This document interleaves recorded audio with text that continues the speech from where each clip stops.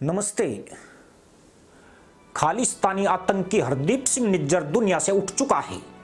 अभी तक उसको ठिकाने लगाने वाले फरार हैं और इस मामले में एक भी गिरफ्तारी कनाडा नहीं कर सका है। रिपोर्टों से यह भी सामने आया कि निज्जर के दी एंड के पीछे खालिस्तानियों की आपसी खींचातान है और इसके पीछे कनाडा की न्यू डेमोक्रेटिक पार्टी के नेता हरमीत सिंह का किया धरा है। लेकिन बावजूद इसके कनाडा के पीएम जस्टिन ट्रूडो एक आतंकी की हत्या से इतने गहरे सदमे में कि वे भारत पर आरोप लगाकर जांच में सहयोग करने की मांग कर रहे हैं। स्थिति इतनी टकरावपूर्ण हो चुकी है कि एक आतंकी की मौत अब दो देशों की आन का सवाल बन गया है। यूं भी इसकी शुरुआत खालिस्तान समर्थक आतंकी देश कनाडा की तरफ से की गई है, इसलिए भारत ने भी जवाबी कार्रवाई करके कनाडा को उसी की भाषा में जवाब दिया है। इस तनातनी ने भारत और कनाडा के व्यापारियों और लोगों के बीच भी डर का माहौल पैदा कर दिया है। लोग जानना चाहते हैं कि इस राजनयिक संकट में भारत को कनाडा से कितना नफा नुकसान है। क्या भारत के आक्रामक रुख से कनाडा मुश्किल में फंस सकता है या फिर उल्टा भारत को एक घाटा उठाना पड़ेगा? यही नहीं, कनाडा और भारत के बिगड़ते संबंधों से दुनिया पर क्या असर पड़ेगा और चीन और पाकिस्तान इस विवाद में कहां खड़े हैं? यह फैक्ट है कि कनाडा और भारत के संबंध पुराने और गहरे हैं। इसके बावजूद कनाडा की जस्टिन ट्रूडो सरकार सिख वोट बैंक की राजनीति के लिए खालिस्तानी आतंकवाद को लगातार संरक्षण प्रदान कर रही है। कनाडा भारत के बाद सिखों का सबसे बड़ा गढ़ है। ट्रूडो की liberal party Sikh vote bank को अपना मानती है। यही कारण है कि ट्रूडो ने इस वोट बैंक के लिए कनाडाई संसद में भारत के खिलाफ बेबुनियाद आरोप लगाकर दोनों देशों के रिश्तों को बिगाड़ दिया। ट्रूडो सरकार ने जिस तरह भारत को निशाना बनाया है, उसमें भारी नुकसान कनाडा को उठाना पड़ सकता है। यह नुकसान सिर्फ आर्थिक तौर पर नहीं होने वाला है, बल्कि उसे रणनीतिक मोर्चे पर भी बड़ी चोट पड़ेगी। कनाडा भारत का 35वां सबसे बड़ा व्यापारिक भागीदार देश है। वित्त वर्ष 2022-23 के दौरान कनाडा के साथ भारत का द्विपक्षीय व्यापार लगभग $8 अरब रहा है। यह भारत के कुल व्यापार का महज 0.70% है। भारत इससे ज्यादा व्यापार नेपाल और ताइवान के साथ करता है। खास बात यह है कि भारत जितने मूल्य का कनाडा को निर्यात करता है, तकरीबन उतने ही मूल्य का आयात करता है। लेकिन इसके बावजूद इसमें कनाडा को भारी नुकसान उठाना पड़ेगा। कनाडा से भारत दालों का बड़े पैमाने पर आयात करता है। 2023 में भारत ने कनाडा से 0.95 लाख टन मसूर का आयात किया है। इसके अलावा ऑस्ट्रेलिया, रूस, सिंगापुर, तुर्की से भी भारत दालों का आयात करता है। अगर बहुत बड़ी आबादी वाला भारत कनाडा से दाल का आयात रोक देता है तो कनाडा बड़ी मुश्किल में फंस जाएगा। भारत दालों के अलावा कई तरह के तेल का आयात भी कनाडा से करता है, जिसमें पोम ऑयल, सोयाबीन ऑयल, सूरजमुखी तेल और बादाम तेल शामिल है। भारत कनाडा से ड्राई फ्रूट भी मंगाता है। अगर कनाडा ने अपने पिछवाड़े गर्मी शांत नहीं की तो उसका एक बहुत बड़ा उपभोक्ता छिटक जाएगा और कनाडा को भारी क्षति उठानी पड़ेगी। खास बात यह है कि 1 अरब 40 करोड़ की आबादी वाला भारत $3.1 ट्रिलियन की जीडीपी के साथ बहुत बड़ा बाजार है।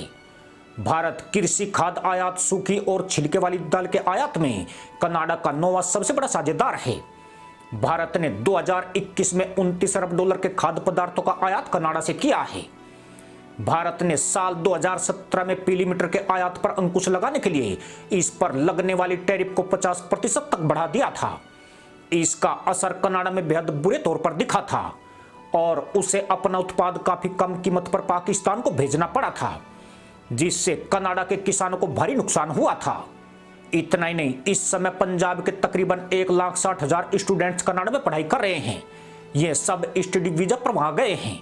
यदि प्रति स्टूडेंट की 25 लाख रुपए फीस मानी जाए तो हर साल पंजाब से 12,500 करोड़ रुपए कनाडा जाते हैं। यह रकम वीजा फीस, कॉलेज फीस और विदेश में रहने के बदले में चुकाए जाने वाले टैक्स के रूप में भरी जाती है।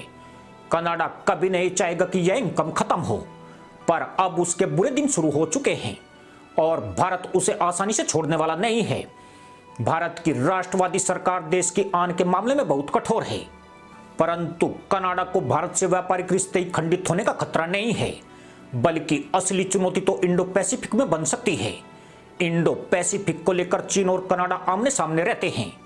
यूरोप और अमेरिका की तरह कनाडा भी भारत को इंडो पैसिफिक में एक प्रमुख खिलाड़ी के तौर पर देखता है। इसलिए कनाडा के लिए भारत की बहुत अहमियत है। चीन यहां पर अपनी आर्थिक, राजनयिक और आक्रामक सैन्य और टेक्नोलॉजी क्षमताओं को बढ़ाने के लिए बड़ा निवेश कर रहा है। इस चुनौती से निपटने के लिए कनाडा भारत को अपना रणनीतिक सहयोगी बनाना चाहता है ताकि मिलकर चीन का मुकाबला किया जा सके। लेकिन निज्जर की हत्या विवाद के बाद से दोनों देशों के बीच बढ़ती दूरी कनाडा की इस रणनीति को कमजोर करेगी और चीन को काउंटर करने के लिए जो एकजुटता बनी है उसे नुकसान पहुंचेगा। चीन और पाकिस्तान कनाडा और भारत के विवाद में फायदा उठाने की कोशिश में लगे हैं। इस वास्तविकता को अमेरिका, यूरोप और शेष पश्चिमी देश भी समझ रहे हैं। कनाडा ने जो विवाद उत्पन्न किया है उससे पश्चिम पर भारत का भरोसा कमजोर पड़ रहा है। चीन, पाकिस्तान भी यही चाहते हैं। इनमें पाकिस्तान कनाडा का समर्थन करके पश्चिमी देशों को भारत के खिलाफ उकसा रहा है, जबकि चीन दोगलापन दिखाते हुए दोनों ही पक्षों पर तंज कस रहा है। चीनी रुख के चलते अमेरिका और पश्चिमी देश असहज हैं। वे द्विधा में है कि कनाडा के पक्ष में खड़े हों या फिर भारत का साथ दें। उनके लिए दोनों ही देश महत्वपूर्ण है। खासकर भारत एक विशाल बाजार है और दुनिया में सबसे तेज गति से विकास कर रहा है। इसलिए भारत की अहमियत को इग्नोर करने का जोखिम कोई नहीं उठा सकता है, वह भी तब जबकि चीन को काउंटर करने के लिए एशिया में भारत ही सबसे बड़ी ताकत है।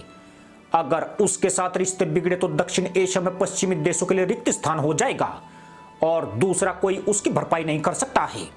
अमेरिका के साथ साथ कनाडा की इसलिए भी फट गई है कि भारत की मोदी सरकार बेहद ज्यादा गुस्से में है। कनाडा को तो ऐसी जवाबी कार्रवाई की उम्मीद तक नहीं थी, लेकिन मोदी सरकार ने साफ कर दिया कि भारत को बदनाम करने की हरकत बर्दाश्त नहीं की जाएगी और वह कोई भी हो उसको अपने किए की भारी कीमत चुकानी पड़ेगी। कनाडा के पीएम जस्टिन ट्रूडो अब पागल कुत्ते की तरह दुनिया से समर्थन मांगते फिर रहे हैं, लेकिन कोई भी भारत से बैर लेने का जोखिम नहीं लेना चाहता है। दुनिया ट्रूडो से सबूतों की मांग कर रही है, पर उनके पास सबूत नहीं बल्कि आशंकाओं का पिटारा है और आशंकाओं से जुर्म साबित नहीं होते हैं। कनाडा को भी यही फिक्र है कि अगर विवाद को ठंडा नहीं किया गया तो भारत और ज्यादा गर्म होता जाएगा, जिसका नुकसान सिर्फ और सिर्फ कनाडा को उठाना पड़ेगा। इसी के साथ अनुमति दोस्तों, जय जवान, जय किसान, जय हिंद, वंदे मातरम।